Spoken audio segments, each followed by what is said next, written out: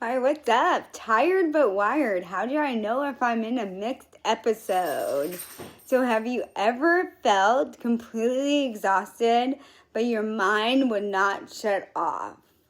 Like your body was begging you to rest, but your brain was running laps? You're tired, but you're restless. You're sad, but you're irritated. You want to cry, but at the same time, you feel like you could jump out of your skin. You may even be sleeping some, so parts of you think, well, maybe this isn't bipolar. Maybe I'm just stressed. Maybe I'm just dramatic. Maybe I'm making this up. But deep down, something feels off. Today I want to talk about one of the most confusing parts of bipolar disorder, a mixed episode. And I've had plenty of these in my life. And the question we're answering is this: how do I know if I'm in a mixed episode, especially if I'm sleeping some? Before we get into the teaching part, I want to take you back to the first time I can remember experiencing what I know now as understanding was a mixed episode. At the time, I didn't have the language for it. I didn't know what was happening inside of me. I just knew I felt like I was coming apart.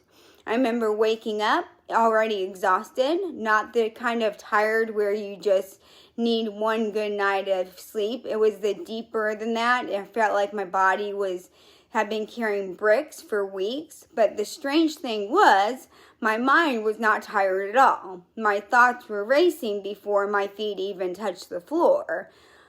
I had lesson plans to think about, bills, my dogs, my house, my future, my past, things I regretted, things I needed to fix, things I was scared would never change. It was like every thought in my brain was screaming for attention at the same time.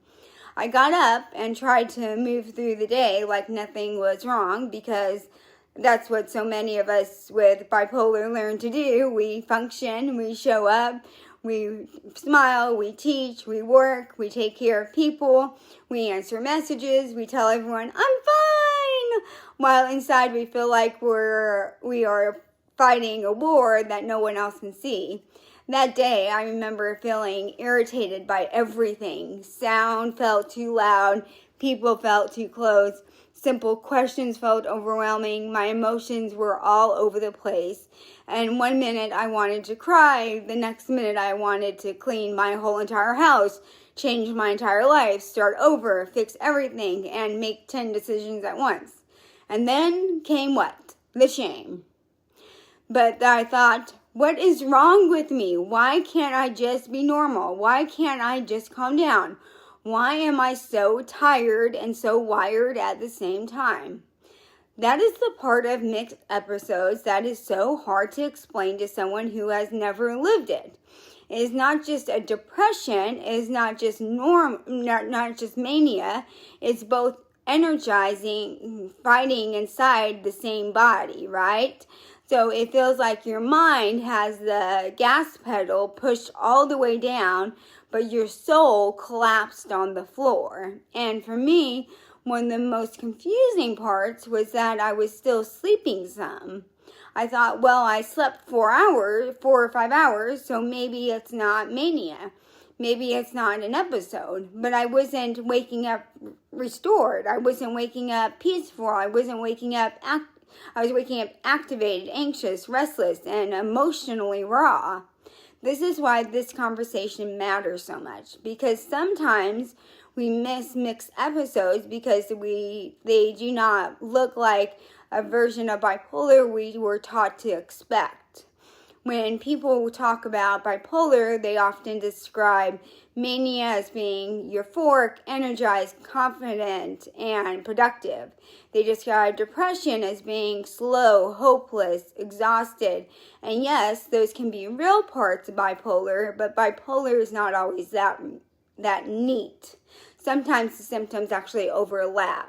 And the National Institute of Mental Health explains that people with bipolar can have manic episodes, depressive episodes, or mixed episodes. And a mixed episode includes both manic and depressive symptoms. NIMH also notes that mood episodes usually involve changes in mood, energy, activity, sleep, and behavior that are not noticeable and last most of the day, nearly every day, for a period of time. So let's answer the big question. How do I know if I'm in a mixed episode? And a mixed episode, or what clinicians often call episode with mixed features, means symptoms or mania or hypermania and symptoms of depression are showing up at the same time. That might look like being depressed or unable to slow down. It might look like feeling hopeless but also impulsive. It might look like crying and pacing. It might look like being exhausted but unable to sleep well. It might look like feeling low, irritable, agitated, anxious, restless, and full of racing thoughts all at once. And one of the most important things to understand is this. You do not have to feel happy or euphoric to be experiencing manic or hypomanic symptoms.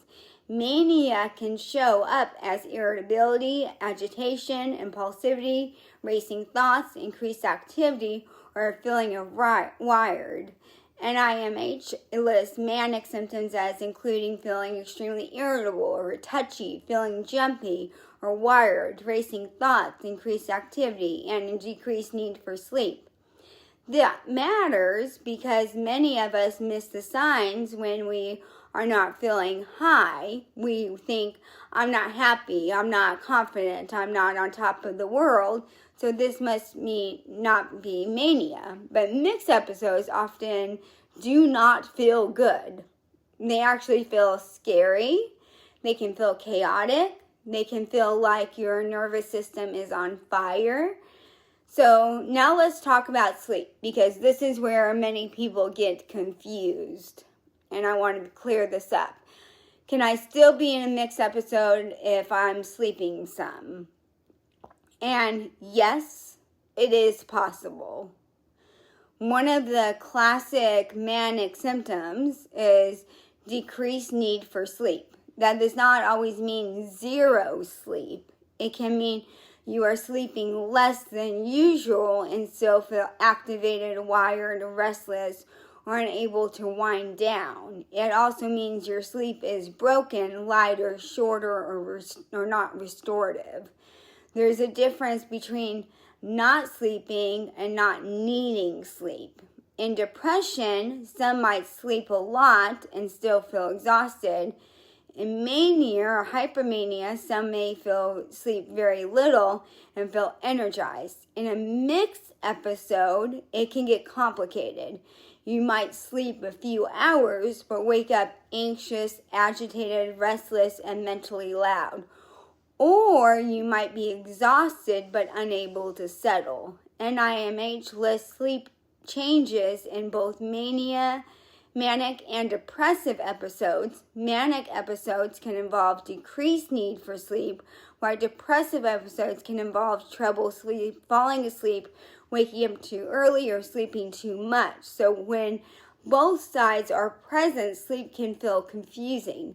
That's why I encourage people not only to ask how many hours did I sleep, but also ask how did I feel when I woke up. I think that's a more important question.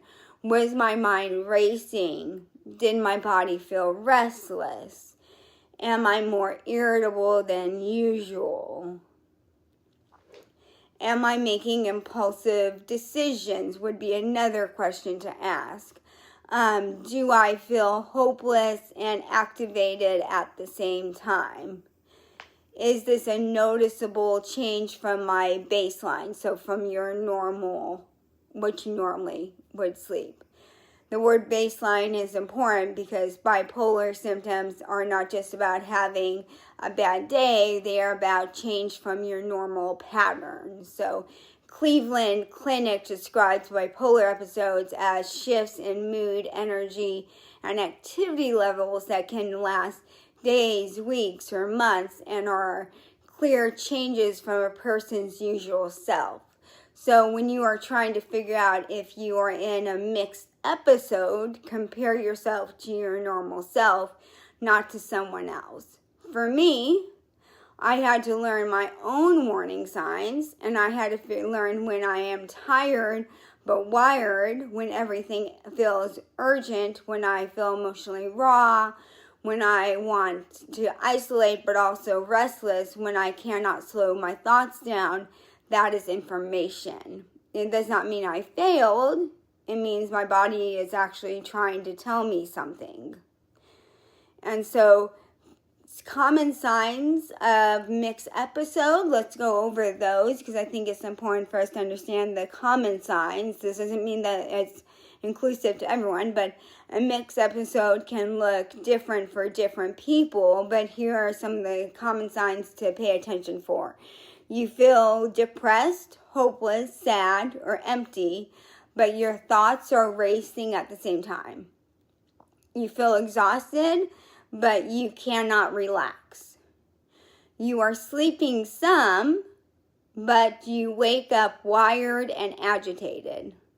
You feel irritable, angry, or overstimulated. You want to isolate, but you also feel driven to do something. You feel impulsive with spending, texting, quitting, driving, eating, drinking, or making big decisions. You feel emotionally out of control. You feel like crying, yelling, running away, and fixing your whole life all in the same hour. So you're experiencing a lot of different emotions all in the same hour. You feel anxious in your body, not just worried in your mind. So feel anxious in your body, not just worried in your mind. I think that's a big one. You feel like something bad might happen, or you feel unsafe with your own thoughts. That last one matters deeply. Mixed states can be especially dangerous for some people because depression can bring hopelessness, while manic and hypomanic energy can bring agitation and impulsivity. If you are having thoughts of harming yourself, feeling unsafe or afraid of what you might do, that is something to push. That is not something to push through alone. In the United States, you can call or text 988 for immediate crisis support. And NIMH also directs people in the crisis to call or text 988. So what should you do if you think you're in a mixed episode? First, pause, the big pause, and name it. There's power in saying this might be a mixed episode. Not as a diagnosis you make on your own, but a sign that you need support. Second, contact your psychiatrist, therapist, or mental health provider as soon as possible. Mixed symptoms can be complicated, and medication adjustments should always be handled by a professional. Third, protect your sleep like it's medicine, because for bipolar, sleep is not just rest, sleep is a part of stability. Fourth, reduce stimulation, turn down the noise, limit social media, avoid conversations late at night, put space between yourself and impulsive decisions.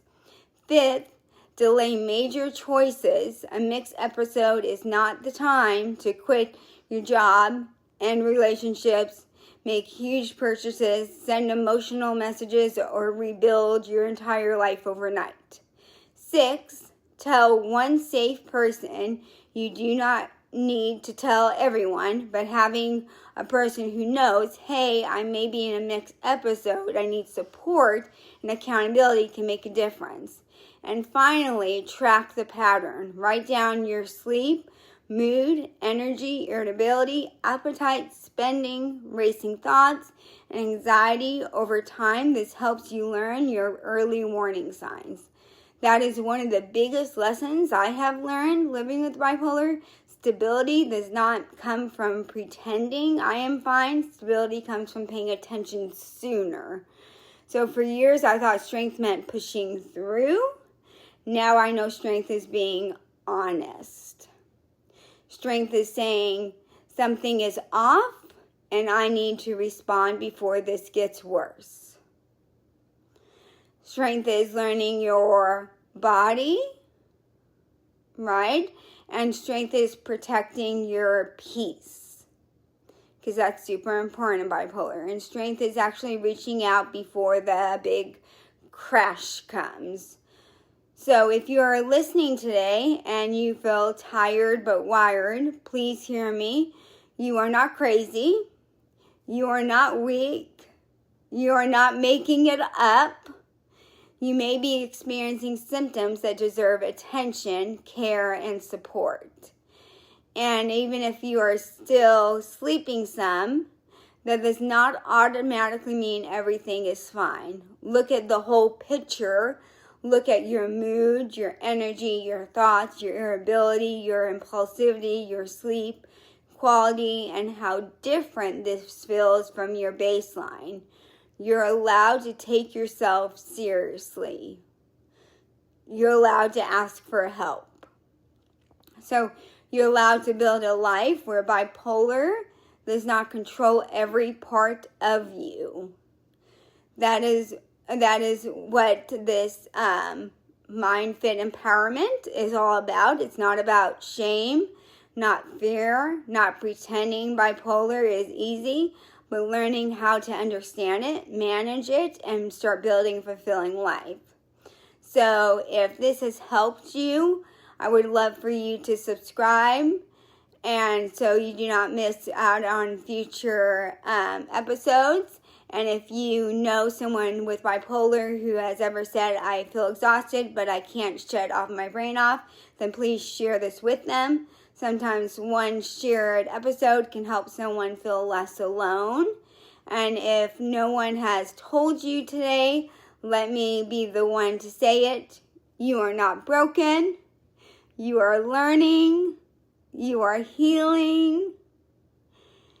And your life is still worth fighting for. And you are not bipolar first. You are a human being living with bipolar, and I am proud of you for showing up for your life today. Keep going. Be empowered. I'm proud of you.